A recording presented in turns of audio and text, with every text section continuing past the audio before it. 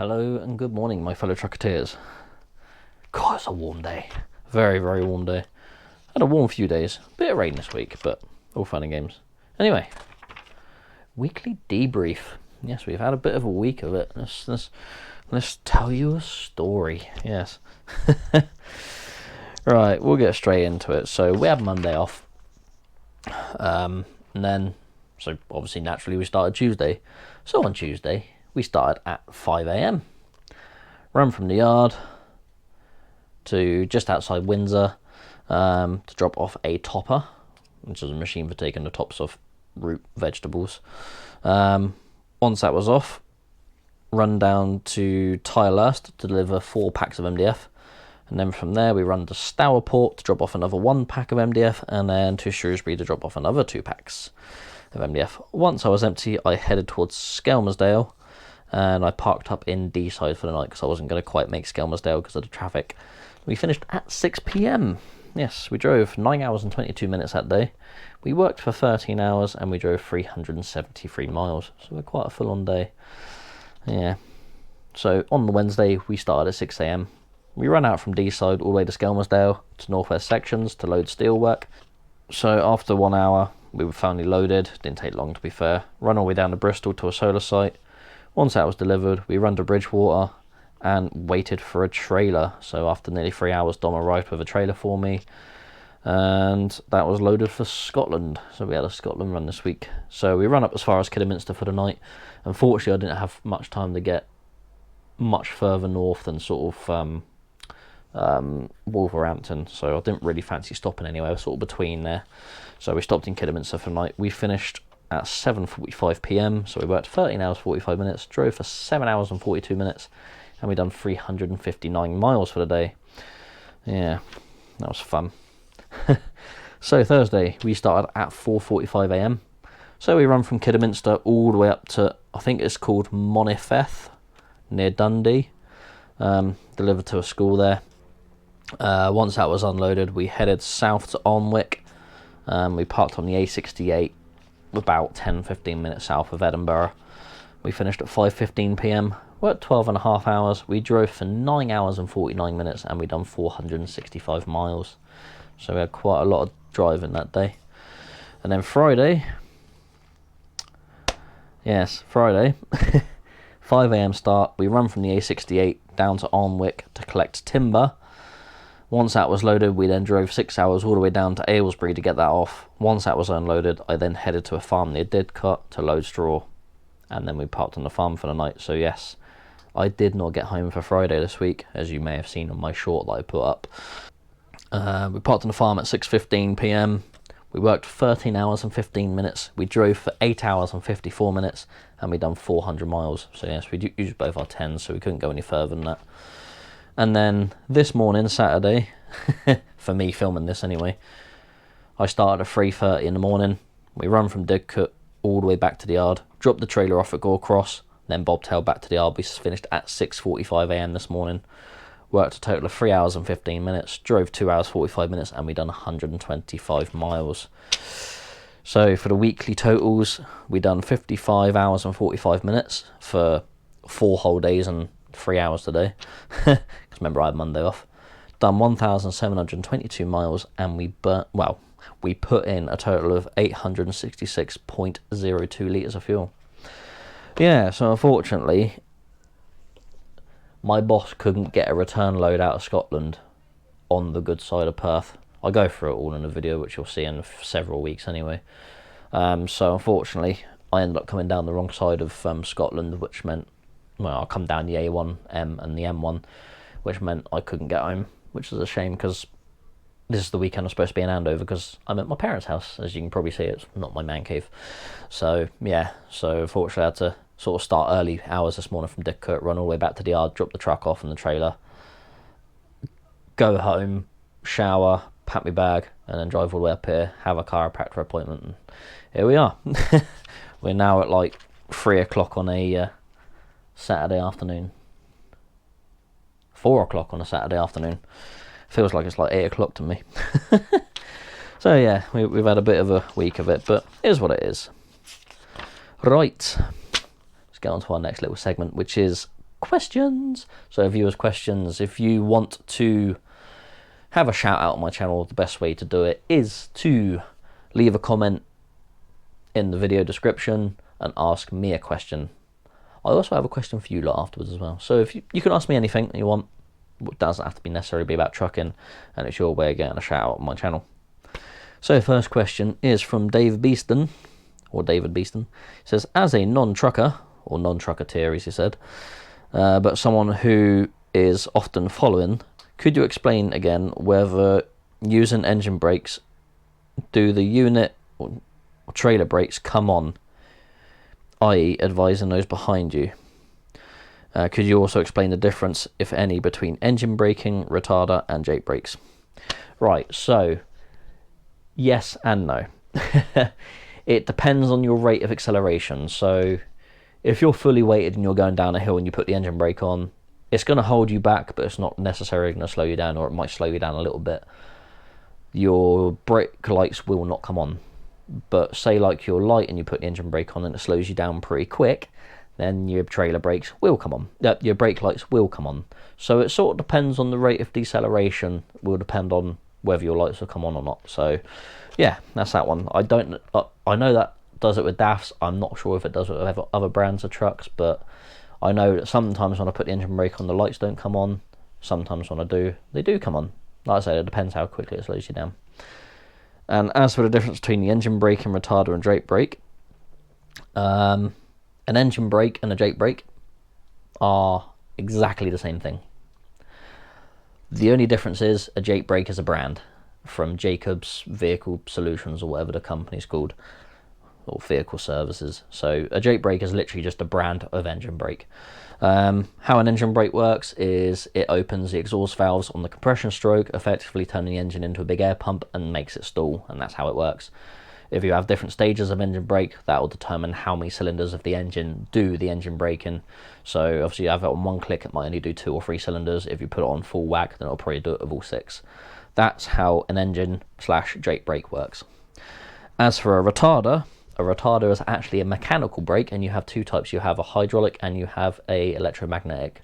So a retarder is actually a physical brake somewhere along the drive line. I don't know all of the ins and outs about it, but it slows you down, makes heat, does stuff, magic pixies, slow down. So that's the difference between a retarder and engine brake. So very good questions there. Question number 2, from Trucking Lee. How do you know where to stay overnight? I.e., as I guess you sometimes don't use service stations. Sometimes. I very, very, very rarely use service stations. Almost never. I pretty much sometimes go months without using one, because I've had my curtains cut more in motorway services, than I have parked up in lay-bys or parked up in industrial estates. So I just don't feel that I want to pay to have my curtains cut. So lay-bys and industrial estates for me. How do I know where to park? There's Facebook groups like HGV Overnight Park and some other ones, and you can go on there and ask questions, and people generally know places where you can park up. Also, sometimes on industrial estates, as long as you're not on like a main road, as long as you're not blocking an entrance, as long as it doesn't say no parking anywhere, as long as you're not on double yellows, you're probably okay to park. Just use your brain about that one, really. There's a lot of places you can find that you can park up, and there's a lot of places you find that you cannot park up. So just try and do your research before you get there and then find out you've got no time left and then you can't park up there. Question number 3 from Lee. Do you drive in your socks, or do you wear Crocs or something else? Yeah, so obviously I don't wear my boots in my cab. My boots stay on my step, because obviously if I wear my boots in the cab, then it brings dust into the cab, and you put your heaters on or blowers on or whatever, and then it blows dust all around the cab. So I don't wear my boots in there. I have little slip-on shoes, little cheap ones I bought for like £5 from Lidl. I'll tell you what, it is warm in here. Ugh. Gonna get a bit of a sweat on. Yeah, so I literally just have a cheap set of slip-on shoes I wear while I drive, and then when I'm ready to get out, kick them off, put my boots on, away we go. Right, question number 4 from Paul Burridge. You have to choose a cut of meat to eat for the rest of your life. What would it be? Mine would be belly pork. So versatile and gorgeous. To be honest, you've chose a good one there, belly pork. As for a cut of meat, I really don't know, to be fair. I mean, you could be cheeky and just say, a quarter of a cow, because you can do so much with a quarter of a cow. It would probably be like the sirloin of a... Because I like beef, I prefer beef. I'd probably use a sirloin, like the whole loin, because you can do quite a lot with that. Like, obviously you can do steaks, you can mince it, you can braise it, all sorts of things. So that would probably be, for me, a big old cut of sirloin. There we go. Number 5 from Robert Mustard. Will you be at Truckfest Malvern? No. I will not be partaking in any more truck shows this year because I'm just too busy. Just don't have time. Got a lot of stuff on this year. A lot of stuff booked by the girls, so we're having a babysit. So unfortunately, no more truck shows this year for me. So I'll see you next year. Right, there we go. That's all 5 questions that I got this week. So there we go. Lovely stuff. So again, if you want me to answer a question for you in next week's video, leave it in the comments below. And I have a question for you. Obviously, I've been doing some videos on my new car, or I've been doing videos on cars. I've been debating, do I keep putting the car stuff on this channel, or do I make another channel for it? I mean, the way I feel about it, this channel is as much about me as it is about the trucking, so, and I've already got a fan base, so why not put my car videos on this channel? And also, the other thing I'm thinking is, I don't have enough time to dedicate to making another channel work, because I can't do car videos all the time because I don't have time to do that. So that's why I'm thinking just keep it on this channel and just have the odd car video come out occasionally. I mean, you lot all like the car videos, don't you? Do you want me to keep it on this channel, or would you rather me bugger it off and then start another channel somewhere else, and then those of you that do like it can follow me on the other channel? What do you reckon? Give me your thoughts on that. Leave an honest opinion. So yeah, there's your homework for the week. Right, next one, favourite car that I spotted this week. It was actually on a trailer, which is a shame. I actually got a picture of it. I picked it off my dash cam. It was actually a pretty good picture, to be fair. It was a Peugeot 205 T16. Yes, the one they used for Group B rallying. But it was a replica. It was nice. It had the body kit. It looked the part.